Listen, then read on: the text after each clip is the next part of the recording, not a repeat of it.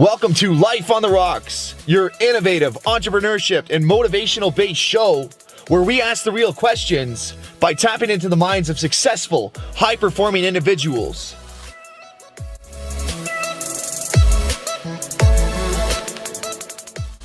I'm going to predicate to you that luck is an illusion, disproving the myth that there's a such thing as an overnight success. Get ready and strap in 3, 2, 1. Ladies and gentlemen, we're coming at you live from episode 74 of Life on the Rocks with your host, Connor Rocques. Today's featured guest in the hot seat is Mr. Nicholas Bayerle. How you doing today, brother? What's up, man? Good to be here. I appreciate you putting this whole thing together. My life, again, was changed in moments just like this. So for the people listening, as long as you're expectant, your life can completely change direction today as well. So appreciate it, man. There it is. Pivot and turn. You're the man. I appreciate you coming on the show. For anybody who doesn't know Nick, he is the CEO of The $1 Billion Body. This gentleman here has a story where he was overweight, so you're overweight, and then you became fit and built yourself into a 7-figure business, guys. So the first question I want to ask you then is, what got you started in business, my friend, to now you're a Forbes featured entrepreneur? So tell me.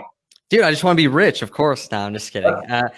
Really, a lot of people don't know the real reason. Like when you really say it that way, like what was the real reason I got into business? The real reason was this. My dad was a business owner and so was my uncle. And I really looked up to them, but I saw that 2008 and the pressures and stresses that are on our life as men, that it's very different, not very talked about. All we talk about is tactics in business and like how to be wealthy, but we don't talk about like what about the person that's in the business and like all the things we go through. So really for me is I got all my purpose out of serving the poor. A lot of people don't know that at 19 years old, I went to Bulgaria, Turkey, Greece, France, Scotland, London, South Africa, Mozambique, Africa. And then the year after went to Mexico City and just the outskirts. And I was serving the poor. And throughout that point, I realized that there was about 1,200 other people in this network that all wanted to go serve the poor, yet none of them could afford to actually go. And it was so dumbfounding me that there's people that wanted to live in garbage dumps with people that were eating out of garbage dumps and live there and help them and serve them, yet couldn't afford to get there and pay to be there to serve. And I'm like, there's so many people in America that would never want to go do that, but then they have money.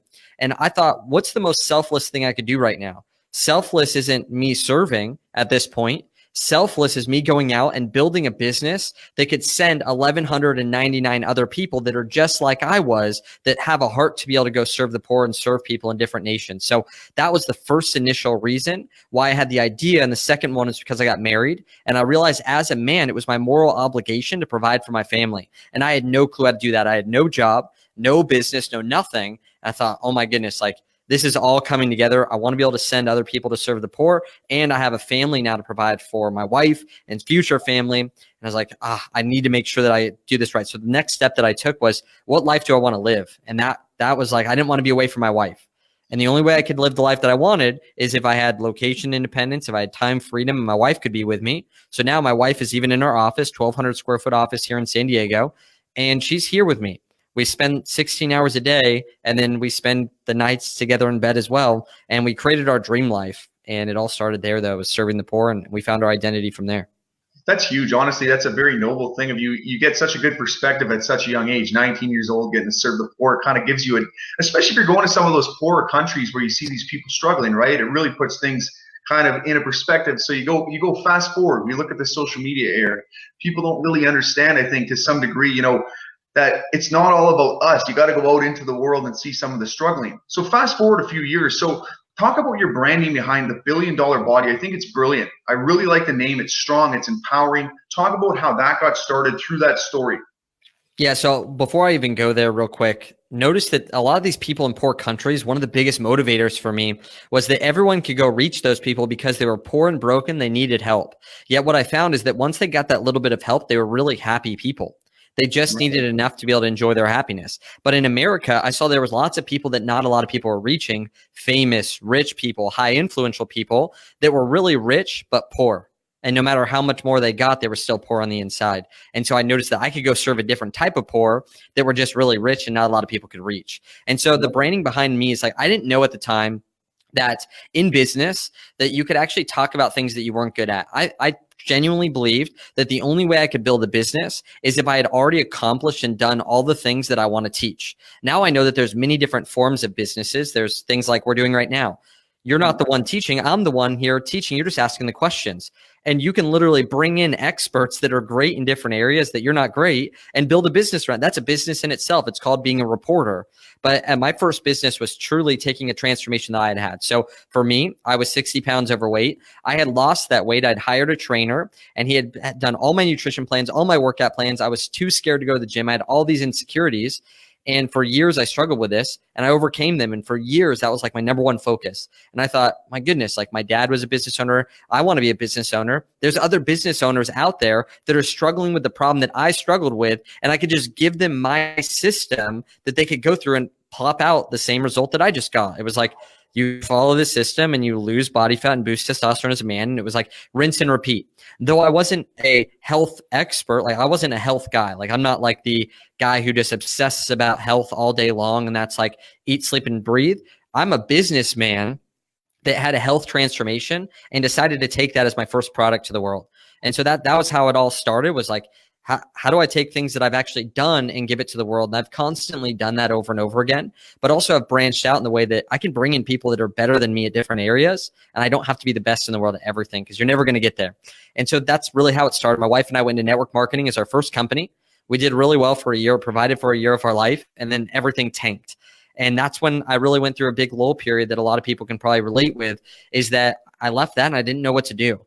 Like I had gotten a good result in network marketing, but I didn't know how to sustain the result or grow upon that result. It was almost like I had gotten lucky and I didn't know how to duplicate my results. It would kind of be like if you got wheat, water, and yeast and you put it together your first time and you made bread, but you totally didn't remember how you did it. And so the next time you try to do it, it doesn't turn out right and it doesn't turn out right. And soon you're like, maybe I just got lucky.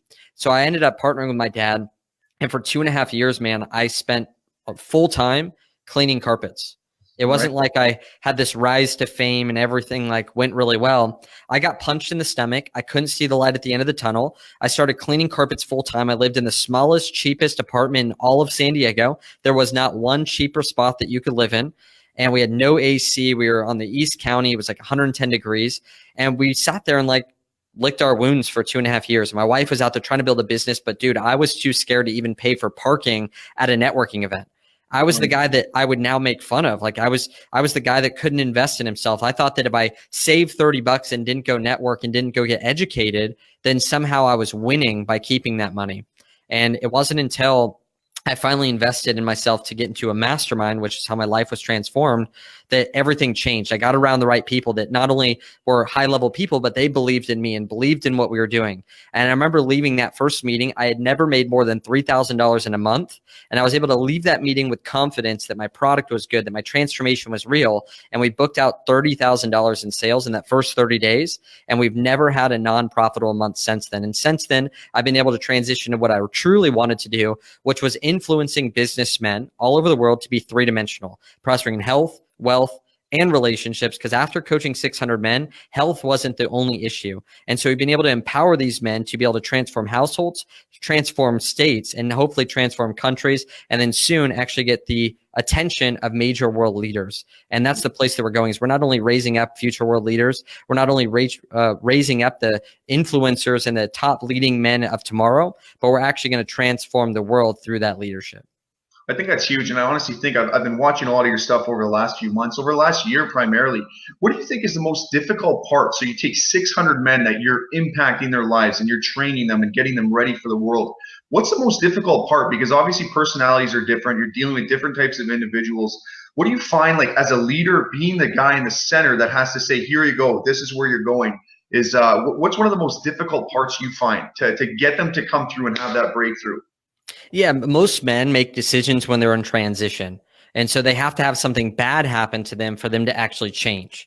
And so this could be a divorce. This could be an enlightening that they have a health scare. This could be a business scare where something's falling apart. And so how do we make that happen without actually having something detrimental happen to all these guys every single time they want to make a transition?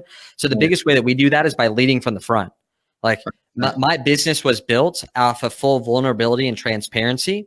And so it wasn't until I was able to tell the story. So most people think that the only way people will buy from them is if their product is perfect and they're perfect, right? Like this is a common thing. Think about health and fitness. If you're in health and fitness, or you're a coach, or you're a business coach, or you're a consultant, you think, man, no one wants to know that I failed at all this stuff. They just want to know like that I crush it. And so everyone in health says like, you are your billboard. And so everyone's got 6-packs and they're all like, look it, you want to be like me? Why would you want to learn from a fat trainer? Like that's typically how it goes, right? Yeah, juice it up.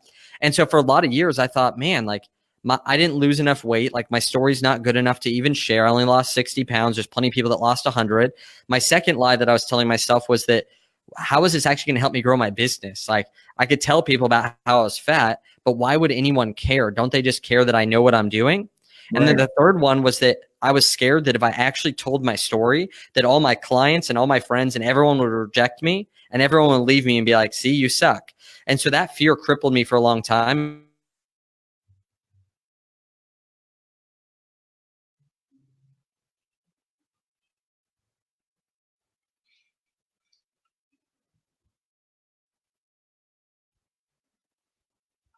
Abs and doing all this perfect, like I'm a perfect person, but by sharing my overcoming story of my depression, my self-esteem issues, being 60 pounds overweight, and they were like, I identify with that. I trust you to help me get from A to B because I don't trust the guy that just has abs because I feel like he doesn't relate to who I am and like what I'm going through.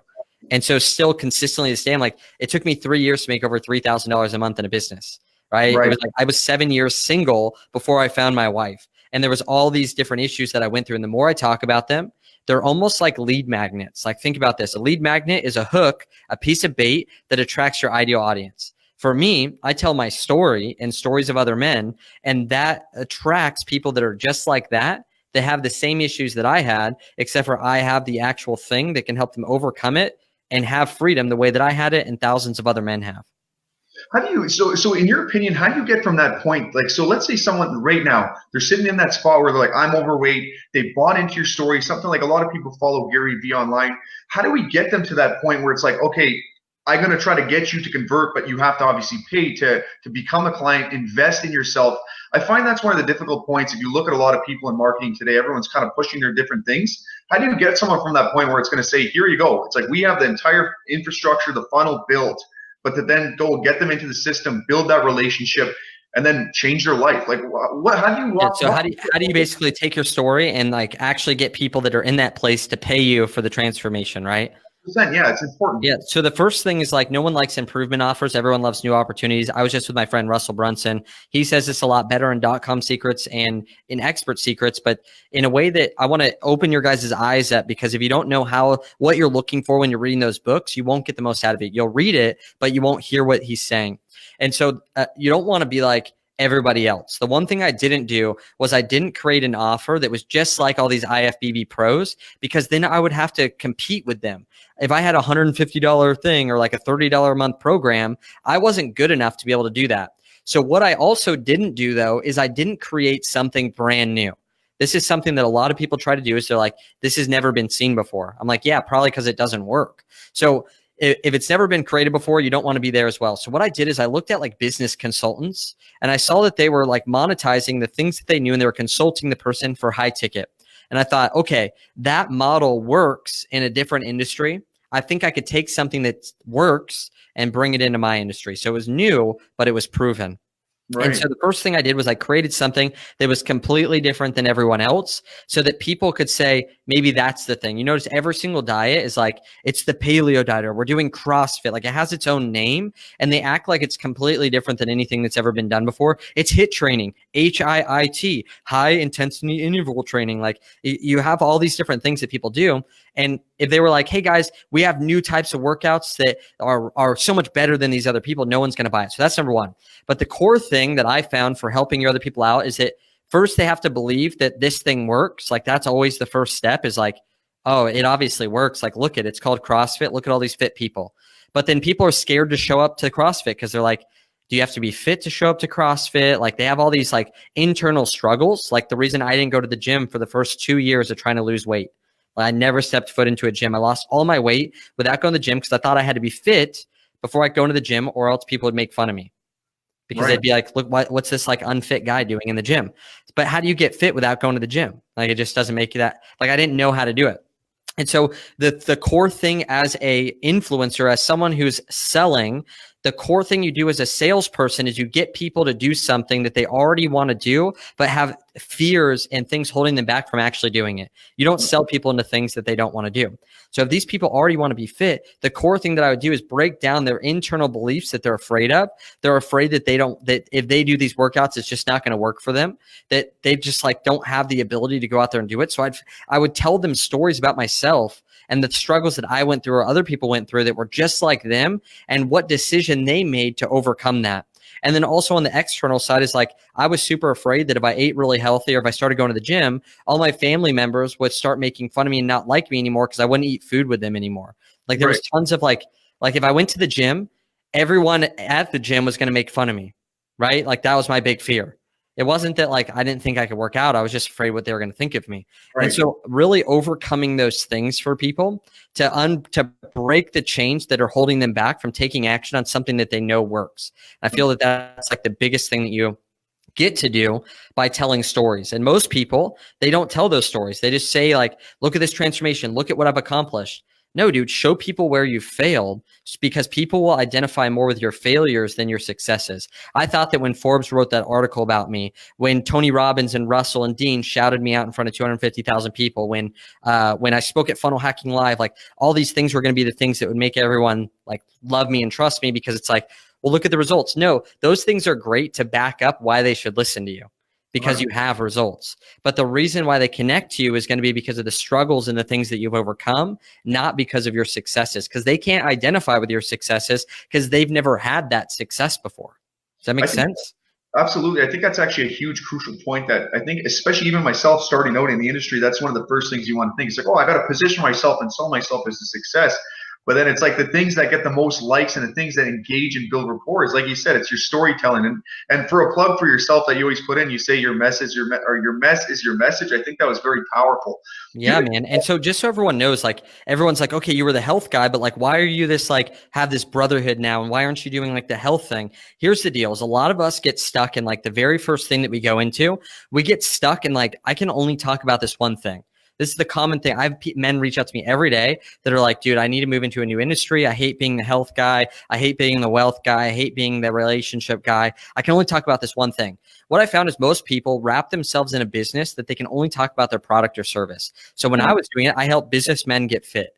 So I felt every day, I'm like, man, like I have to come up with something that helps businessmen get fit. And the cure to that is to come up with a mission and vision. We have a thing called a 3-dimensional business that we teach our guys at our live events, like we talked about bdblive.com.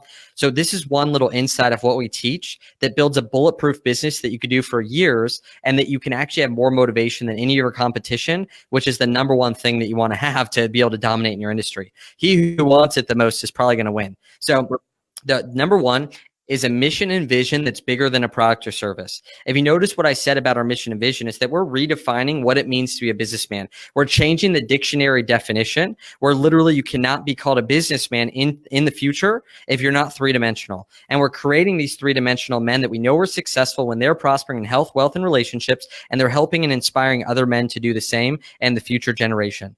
Right. Do you have any clue about what I sell at that point? No, but you know the mission and vision that we're on, and people will buy just because they want to jump on that train and be a part of it. So the second part to actually make it profitable, the first part will help you build an audience around it because people are like, I love that. And I tell my story about like how I did it. So second part is a product or service that solves a need or a problem in the world, and particularly contributes to the thing that you just said. So if you can tell the brotherhood, our education, our events, helping them build a business, helping them gain fame, helping them be a family man and 3-dimensional, that helps solve the mission and vision that we just had. But I can literally sell shoes that make them more confident. I could legitimately go anywhere with the conversation. I could talk about relationships. I could talk about family. I could talk about internal confidence. I could talk about anything, whereas before I was talking about a product. Now I'm talking about a mission and vision. And then I use the products and services to support that vision. And the last way, we sponsored 31,000 kids last year to go to after school camps. And the way that we did that is the third way is a way to give back. More blessed is the hand that gives than receives. So build it into your model to solve the problem that you're trying to solve before it happens. So if I just help businessmen get fit, make a lot of money, and have great relationships, well, they first have to be broken to need my help. So if I give back and get the mentorship while they're in 2nd grade, 5th grade, 12th grade, whatever it is, I'm solving that problem before they ever get to me. So we actually sponsor kids through a percentage of the sales that we make that was inspired by my mentor, Cole Hatter. So 31,000 kids were able to go to a camp or an after-school program in America last year because of the buyers. And that allows us to have that extra motivation to sell. Because I'm like, I know the more that I sell, the more kids I help. And the guys know that as well. You buy for yourself and you're sponsoring other kids. And if you don't buy, you're that jerk that has to say you didn't send a kid to a camp, you know? Exactly, yeah. No, I think it's actually great too for millennials and Generation Z. The for-purpose business model is absolutely brilliant. It's one of those things. It's like we want to know where the money's going. It's like, well, you're going to buy from somebody that it's just going into their pocket, or you're going to, like you said, you're putting a kid in camp. So one of the things, I think we almost have it backwards in society. I like the way you frame it and position it in terms of, investing into the mission. So do you have any advice? Let's just say for people, I find one of the things we see online is, well, you got to have a niche. You got to focus in, and that's absolutely can't be so wide. But how do you find that niche? And one of those things, and so you don't get stuck in that mentality where it's like, I can only talk about this one thing. What's your advice to people to find it, but then also be able to scale it so you have a brand that's built up, and you're not cookie cutter stuck into one little thing where you can't diversify like yourself and I. Yeah, I think the vision helps. So notice that I have the mission and vision that's bigger than a product or service that literally will get me so I could talk about this for 20 years. And that was my biggest problem before, is like I would only grow my business as long as I wanted to talk about it. And as soon as I got super fed up with it, I'm like, dude, I'm just going to move on and teach like how to start a podcast. And then I get like tired of talking about that. I'm like, you know what? I'm going to talk about this. And so my mission and vision is so big now that I've been talking about it for years straight, saying the same thing. And I'm still so excited about it because I could talk about the things I'm passionate about. So the way that you make sure that you can actually attract a client, because a lot of people have a big vision, but no one knows what they do. You know what I mean? Like they don't know how to buy. And so one of the things that you can do is out of that, to attract certain people that would be your ideal audience for that mission and vision, is you can go out there and create things that are the best things to start out with. Notice that when I started with the health, I wanted to help a businessman that was mostly 25 to 35 lose body fat up to 40 pounds or below and do it through coaching.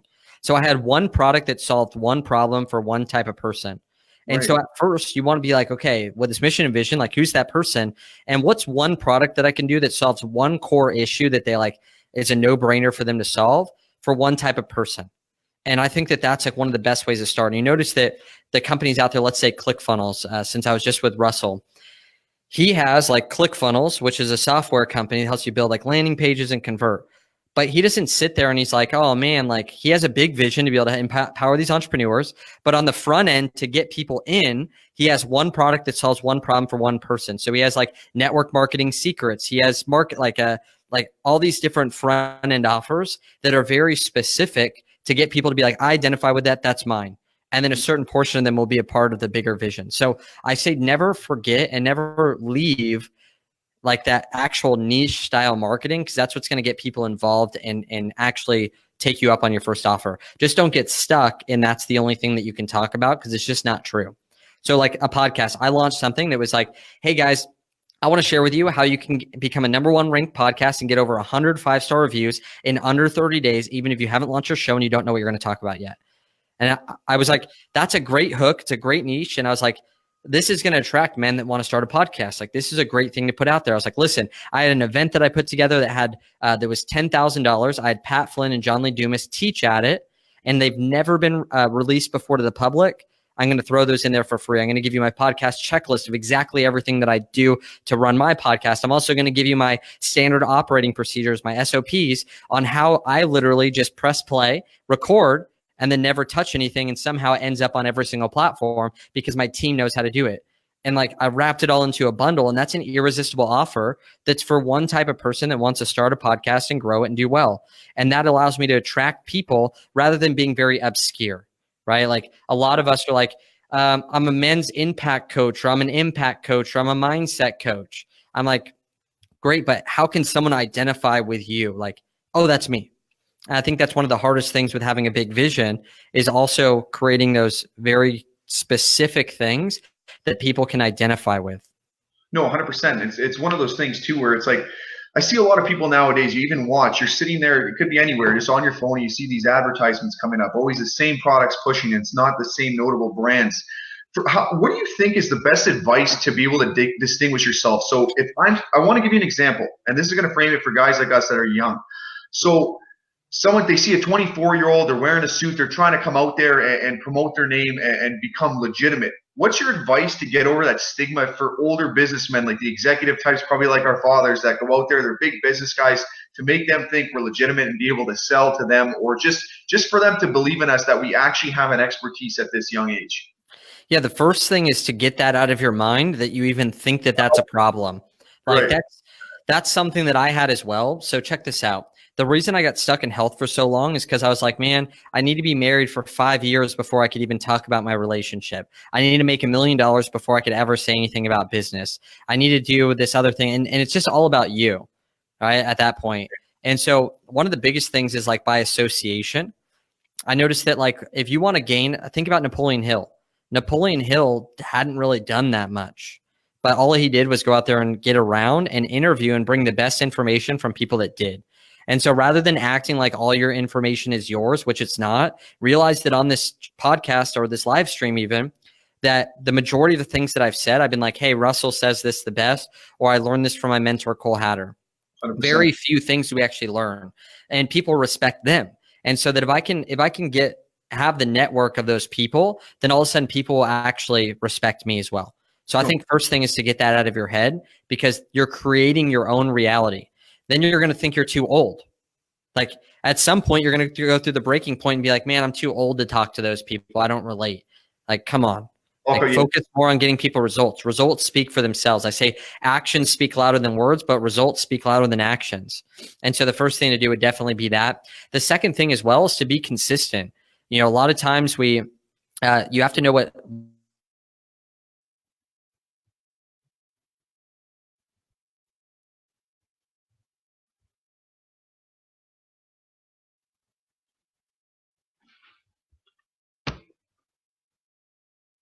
marketing to, and make sure that you're representing that consistently. Because if you're like wearing a suit one day and then you're completely like have a low quality video where it's like all jumbled and you're dropping your phone on Facebook Live, you're being inconsistent. I think one of the best people at that would be Kevin Stimpson. He's a great friend of mine. He helped us build BDB. And for a long time, BDB was like, I looked like a little kid. I couldn't afford a haircut. I was not being the person that would attract my ideal client. And so neither was my brand. And we redid on my entire brand, and he took the vision that I had in my head and he put it on paper and created it. And right away, all of a sudden our ideal clients were like, damn, that black and gold is so dope. Now you look like we were the leading movement that inspired either consciously or subconscious people to use black and gold so much. Right. I guarantee it. Like, even if it wasn't even conscious, we were just in front of the movement. I remember I launched and then Ralph Lauren turned all like gold. And I was like, even if it wasn't me inspiring it, I was ahead of the curve. And so what's black and gold? It's freaking luxury, right? But you have to know who you're marketing to. And so there's a lot of car repair shops that want to be known as the car repair shop of the best deals. Like they're the best deal ever. So what do? They don't make a perfect showroom floor like a Big O's Tires or something like that, or a Ferrari dealership, because you know you're not going to get a good deal there. You're going to get good work. You're going to get the best stuff. But if someone's looking for a good deal, these shops will actually make their shop look terrible, look rusty. You have to come onto the junkyard to be able to get in there. Used furniture stores or cheap furniture stores, they'll have a warehouse where furniture is stacked on top of each other. Why? Because that's going to make people feel like they're going to get a good deal and they can negotiate. Whereas the highest end, like $5,000 sofa furniture stores are going to look different to attract a different type of clientele. Right. No, 100%. What do you think? But consistency is key. Like that is the key, is like be consistent. Last thing, I ran a challenge, a free offer, 15-day challenge about 3 years ago. And what I found is that the reason I've had success from that is because I was consistent all of these years talking about the same crap and being the same person. The best person you could be is yourself. I launched this 15-day challenge. I thought it was going to make me tons of money, and I only made $3,000 at the end of the 30 days. And I was like, whatever. Like, I wish I would have done it more, but check this out. Out of those 61 people that went through that challenge, they've paid us over $150,000 since then. It just took a while for them to actually invest. But a lot of young business owners out there today are like, I'm a digital marketer. And then it works and they make $3,000. And then they're like, I'm a brand strategist. I'm a coach. And before they actually build rapport with anyone, they break it right before everyone's going to pay them. So true. 100%. The messaging just gets completely skewed and off track. You see that all the time. And it's so many people. And it's even like, so we use an example, like even for yourself, when you take Jay Duran. So I don't know if you know Jay. Anybody that knows Jay's been preaching culture for the last probably 15 years. It just spews out of him. So I think you're absolutely right on that. Just keeping that consistent part. Like I always used to do videos on running every single day, and just to show it's in circulation. I like that though. That's actually a really good point. Think about this. There's a quote out there that says, if you say something enough times with enough confidence, it'll soon become truth. You're right. You're absolutely right. You just got to keep speaking your message that you believe in over and over again with confidence. And at some point people will be like, yeah, like when I was doing health, dude, I was like, I have the #1 health and fitness company for male business owners in the highest net worth community on the planet for health. Right. Right. Like that was my mission, was like, I have Jay Abraham, who is good friends with, and I'd given him advice. Like he's done billions of dollars. And so I had all these people and I'm like, that's who we are. And I kept speaking that with confidence over and over again. And now with the brotherhood, I'm like, dude, we've lost over 15,000 pounds together. We are creating $1 billion net worth inside of one community where we all back each other. We'll be the #1 movement on planet Earth for men. I'm speaking this over and over again. I'm like, dude, speak something with enough confidence, enough times, and it'll become truth to yourself and to others. I agree with that 100%. I want to ask you, so I think it's important too, just trying to relate to my audience even more. So I've been getting the same question over and over, and you probably get it all the time. Obviously, for people to buy into us, our mission, they see our brands, right? They see the brand, they're going to look in, okay, that's the mission associated with it. The biggest question, this is one I want to throw at you because you've done it so successfully. How do you monetize your brand when you're just starting out? So many people, they're like, I don't want to do a 9 to 5. How do you monetize that brand so they can be like us, where you can sell coaching, digital marketing, all these other services? So I'm going to stick in my area of expertise. I'm not an expert in e-com. I do way better with monetizing what you know, or taking what you know and getting more clients that you could serve them with, specifically in more high ticket. So I like to serve people that want a result at a high level and guarantee their result and have them pay 10 times more than sell something that's lower ticket that seems like it'd be easier to sell. To me, the higher the investment, the easier it is to sell. Simple as that. And so, yeah, and here's the mindset around it is like, people out there want the transformation and they'll invest if you can bring it to them. So one of the best things that you can do is this: get that mission and vision down and start teaching it, start telling your story, and start telling things like stories that are, Jesus did it really well. He said he was teaching all these people that were kind of dumb, right? Like all of us were at some point, and he had to enlighten them. And he was trying to teach all these concept or complex things. And a genius is being able to take something complex and make it simple for everyone to understand. And so he'd be like, you need to change your mindset. And they're like, what's a mindset? And he says, listen, if you have a tree that's planted and it's not bearing any fruit, you just uproot it, right? Like there's no reason to keep it there because it's not doing anything. And they're like, yeah. And he's like, same things with your thoughts. If you're doing something or an action every day and it's not producing a good result, you should probably stop doing it. And so using stories like that, so you could use your story, you could use your brand story, the mission and vision, and you can use stories that are simple that help people understand what you do in a simple way to gain an audience. A small audience is all you need. From that small audience, like I said, I had about 1,000 Facebook friends like just a few years ago. I didn't have an audience at all. So if I were to try to launch like a $17 product, I would have to know how to somehow get it in front of eyes.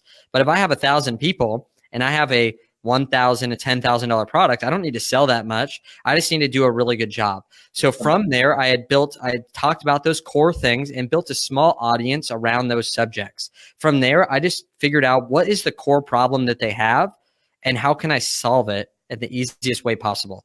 And so what I did is I took those couple of people and I was like, okay, my expertise is in health. So I was like, okay, out of all these men, what's the top 2 things that they want? They want abs and they want arms. That's what they want. I'm like, I don't focus on arms. I was a motocross racer, but I have abs. So I'm like, okay, I'm going to create a 15-day 6-pack challenge to help them boost testosterone naturally and get a 6-pack, right? So I talked about my mission and vision. I talked about my story, and I talked about how core beliefs, like little stories that would get them to believe in something complex, make it very simple. And people are like, I'm interested in this, but they had no clue what to buy. From there, I actually figured out, like I asked them what their core problems are and what they want to overcome. And then from there, I went out there and actually built the product and then gave it to them and took their money. And so a lot of people out there make you think this. They make you think that you have to go out there and become really successful, and then people will follow you, and then you can make an impact in their lives. For me, I flipped it and I was like, okay, what impact do I want to create? How do I want to serve people? How can I create a product that could serve them? How can I build an audience around that subject and then build that product? I've been doing this over and over again. I've been taking our core guys that have bought, and I'm like, what do they need help with? I create it and then sell it to them, and they buy it because it's the perfect product for them. And you don't need a big audience to do this. Again, if you have 1,000 Facebook friends, or you can get 100 people to grab a free offer, you can then take those people that want that free offer. They want the free offer because they want something bigger. They're trying to solve a problem. And if they talk to you about it, they've answered these 3 questions. They've realized that they have a problem or something about themselves or their business that they don't like.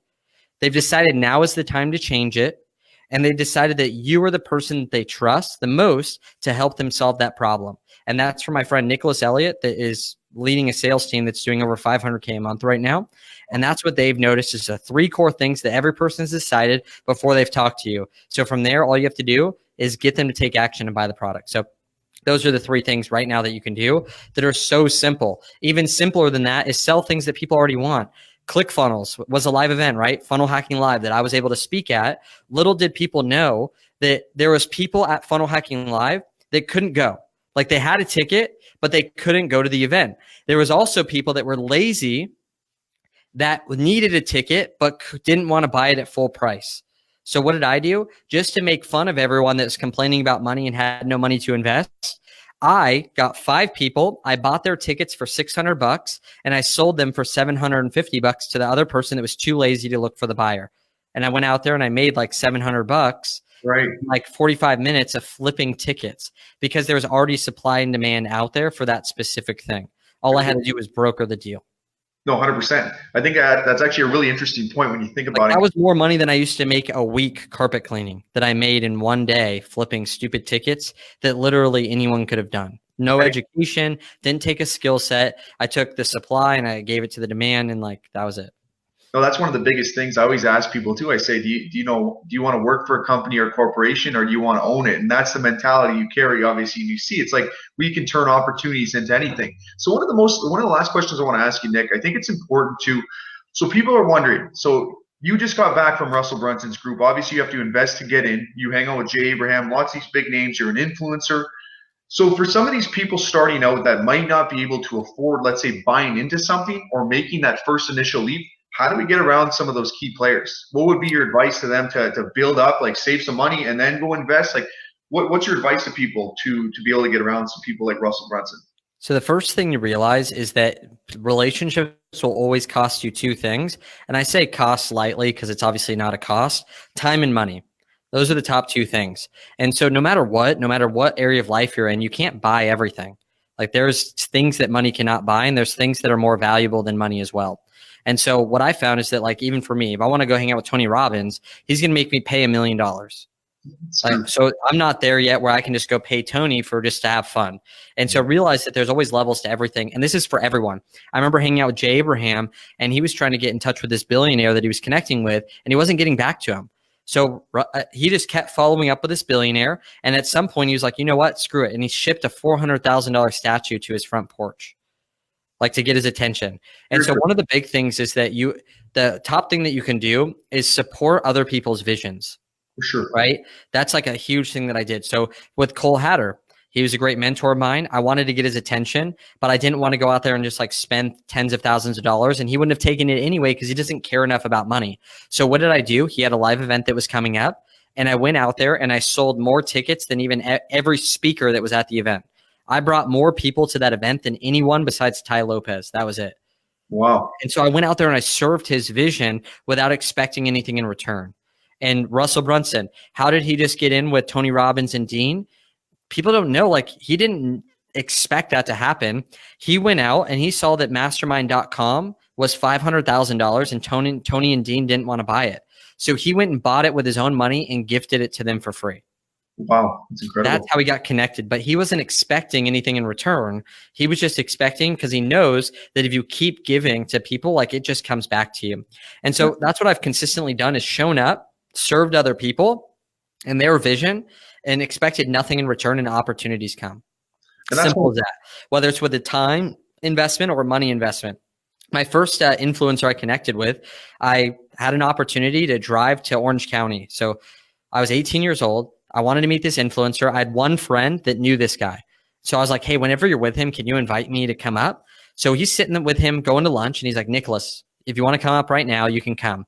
And I had friends with me. They're like, nah, dude, I can't pay for gas. Like, I don't want to go up there. It's going to be, I don't have any money for food. I was like, dude, me either, but I'm just going to go and order and it'll figure itself out. So I went up there, I met this guy, and he gave me his phone number. I didn't even know if I should text him or not. So I texted him. I said, hey man, this is Nicholas. Thanks for connecting. So I went and I invested time and a little bit of money. I took a risk.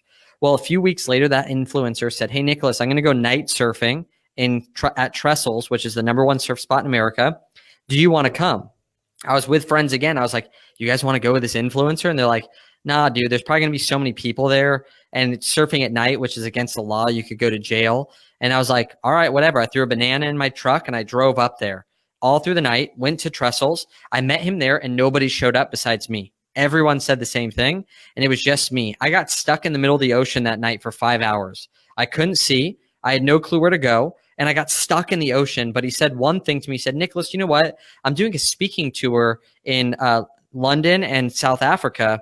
I wish you could go, man. That'd be so cool. And me being so dumb at the time, I was just like, I'll be there. And he was like, okay. And it's like, we never talked again. I freaking showed up in London. I met him in the airport in London with no cell phone at 18 years old. Like, that's what I did. And so like, it takes thinking differently. And I just kept showing up. I kept serving. I went to like multiple countries with this guy. And I've just consistently done that with Jay Abraham. Like, there's no formula to this, but think about this. Like, my live event, there's great, like, if you want to get the quickest result possible, go to a live event. They're the cheapest investment and the best people are there. It filters out crappy people. So I went to the worst event I had ever been to, but at this event, I met a 17-year-old. This 17-year-old was like, hey man, I want to buy your product. I was like, yeah, right, dude, you're 17. Well, guess what? A few days later, he bought my product. That's not the best part though. He wanted to get on a phone call with me because he had a relationship issue. I'm like, dude, you're 17. Like, whatever. I'll jump on a phone call. I never jump on a phone call with people that don't invest. Like, it's just against my thing. And so I jump on a phone call with him. I help him out. And he was so grateful that he's like, hey, dude, I'm going to dinner with this guy named Jay Abraham.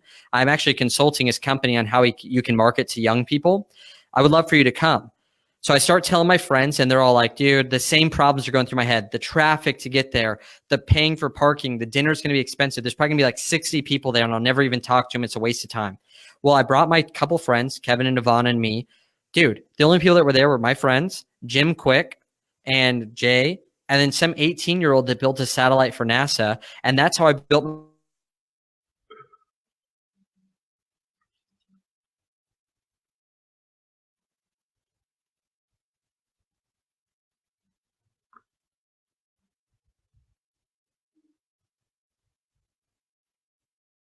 the core thing is to give to people, always expecting nothing in return. And you will only grow as much as you give. Like, literally, Tony says the secret to living is giving. And if you can do that, even when you're in scarcity, that's where you're going to win and get opportunity. That's one of the biggest things that's hard trying to get over. Like, well, you know, I don't have anything now, and then I want to give, and it's you'll never have it. It's never going to come back. If you're back. not good now, you're not going to ever be good. If you're not talented now, if you're not confident now, like, you're never going to do it. You have to do it now. Simple as that. And it's easier said than done for sure. But what's the easiest way to do that? Get around people that are already doing it. Like, if you like the confidence that we're speaking with, well, then go grab a ticket if you're a man to bdblive.com. Go do it. Like, if you can't do that, then quit. Go do something else with your life. Like, that's how I like to think, is like, don't ease yourself into death and slowly kill yourself. Rather, make a decision today to go invest in yourself. It doesn't have to be my event. Go to someone else's event. Go connect with people. Go all in and serve people, because you have to. If you want to be successful, you're going to want to act like you already have $100 million in your bank account, and then live that way now, and you'll create that lifestyle. But if you live from where you're at today, you'll never get to where you want to be. That's one of the biggest things too, when we talk about, you know, manipulating the state of mind. It's like, you feel like a freaking bag of crap today, go help somebody. It doesn't matter how low you are, bang, it's going to crack you out of that. This world right here only confirms what's already in our mind. So just so you know, the mind doesn't know a difference between you in your mind and being a real person in real life. Like, your mind doesn't know the difference if you're a champion of the world and you're the president in your mind or actually in real life. because real life in your mind is whatever's in your mind. So that's why there's people out there that are just dumb and they think they're the best person in the world. They truly believe it. Everyone else doesn't believe it. So you want to make sure that you have good people around you and you're not just being an arrogant ass. Yet outside of that, like if you believe it, that's reality. 100%. In your own mind. Like that's how it is. And then sometimes it comes into high level narcissism, you know what? But they believe it, right? It gets so centered inside. I want to have good mentors, you know, like I don't listen to people's feedback. Like if people say, "Can I give you feedback, Nicholas?" I usually say no. No thanks. If it's not from the circle, right? Yeah, I'm like, I pay people hundreds of thousands of dollars to be close to me and to know my every move and know my intention and to go through things so that some random average Joe doesn't give me his 2 cents because it's usually only worth 2 cents. True. No, and that's the thing. And it just cracks through the noise of your mind. You don't need to listen to that one little investment. So the last thing I'm going to ask you, because I know we could probably talk for about 4 hours, guaranteed. For sure. I want you to talk about your event coming up. So what's the date of the event? And we've already talked about your mission, everything. So everyone else that's on my network watching this, like, so it's in San Diego. Talk to me about the Brotherhood and what you guys are going to be doing down there. Some of the speakers, I want to hear it. Yeah, so it's June 14th to 16th in San Diego, and I've been to over 120 live events, whether I was speaking or sponsoring, but the majority of them have been attending. And through that, I've been able to be around some of the top players in the world. And I found that all of them invest quarterly into an event where they get educated. This isn't a place where they're giving, but they're receiving. And so what I've did is like after investing in Russell's Mastermind and after investing in speaking at places like Funnel Hacking Live and going to Thrive, amazing events, I've been able to take the best from all of them and also cut out the things that I think could be improved and create something that's unlike anything else in the world for the specific businessman.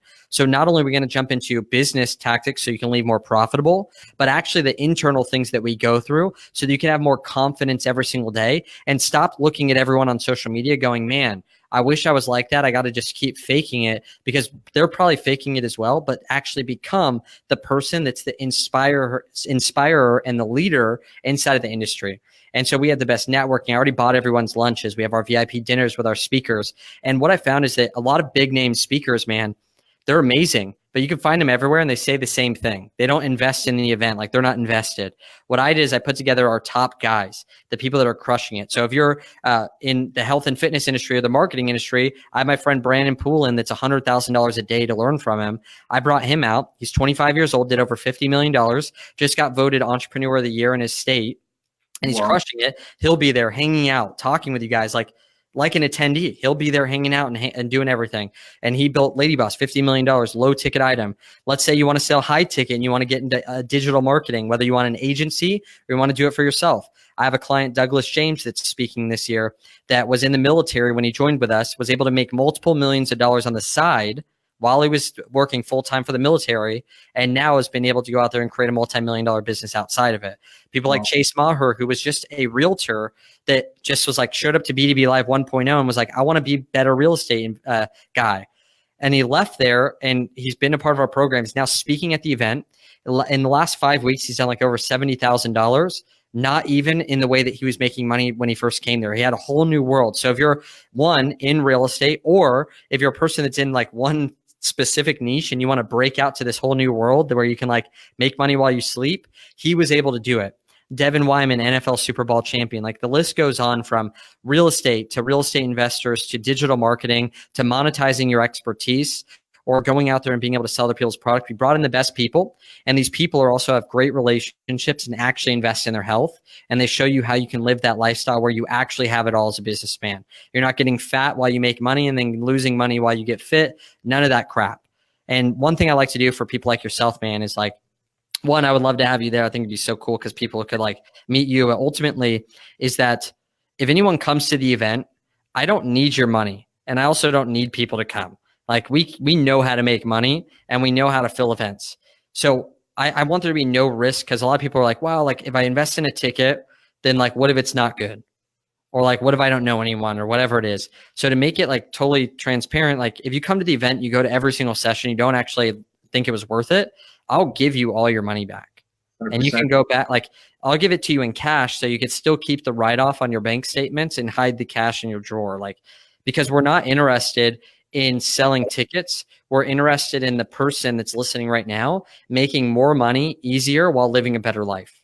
100%. That's what we're interested in. That's what I'm talking about. Not right there. And that's what I call a sales pitch in nothing but a positive way where you can actually impact and change someone's life. I got to admit, Nick, if you don't mind me asking before I close this off, how old are you, by the way? I'm 27. You've done a freaking phenomenal job for a 27-year-old. You're an inspiration. And seriously, just to watch you maneuver and build and position a brand at such a young age, it's exceptional. And like I said, 7 figures, Forbes entrepreneur. Who does that? You know what I mean? When you're competing and stuff. If I can make it out, so it's on the 14th, I'm going to try my best to make it out. But for anyone else out there, you can follow Nick on Instagram. You can get him on. Use Brotherhood 20 at checkout. I don't want people to pay full. I have a family discount that's not like a percentage off. This is just for family. And so for people that feel like their family after listening to this, like use Brotherhood 20 at checkout, and that'll save you like a lot. So you can go. We'll see what we can do from that, but that's awesome. And man, I appreciate you saying that, because like my biggest thing is that I was just a carpet cleaner 3 years ago, dude. I cleaned my last carpet May of 2016, I believe. Right. And that's all I was. And so for anyone out there that's like, I don't know if I could do this, like I'm there with you. I was too scared to go to networking events because I was just embarrassed with my life. And I was like, maybe if I was successful, then I would go. Or maybe if I had more time, then I would apply. And I was in the exact same place. And so for me, it's like, I'm humbled because I know where I've been from. That's why I like listening to like Biggie and like stuff like that, like hearing these guys that were like in the worst place ever and then like had success. And I just want to create more of those stories with people. No, 100%. I mean, and you talk full scope about being 19 years old, going back and giving back. I can only imagine the gratitude you feel now. I'm waiting to see the day, though. I'm waiting to see an ad from carpet cleaner to Forbes. That's going to be one. I want to see one of your hooks one of these days. It'd be awesome. So I want to thank you very much for coming on the show. And like I said, guys, follow him on Instagram, at Nicholas Bayerle, and at the $1 Billion Brother. Is it $1 Billion Body? That's your $1 Billion Body on Instagram, and then we also have the $1 Billion Brotherhood as well on Instagram. But Nicholas Bayerle is the best, man. That's what we focus on. Is like telling my story and connecting people to really great people, just as you've done today. So I appreciate you putting this whole thing together, man. It really makes an impact, and I just hope that you keep up that consistency with it, because you never know. Like if I could have been listening to this years ago, I would have been just one of the listeners, which wouldn't have been impressive if you just had one. But that one like would have been me. And look at what I've been able to do. And like I need stuff like this, so I appreciate you putting it out there for people. Man, nothing but respect. I thank you so much for coming on the show today. Thanks, man. Guys, thank you. Wait for it.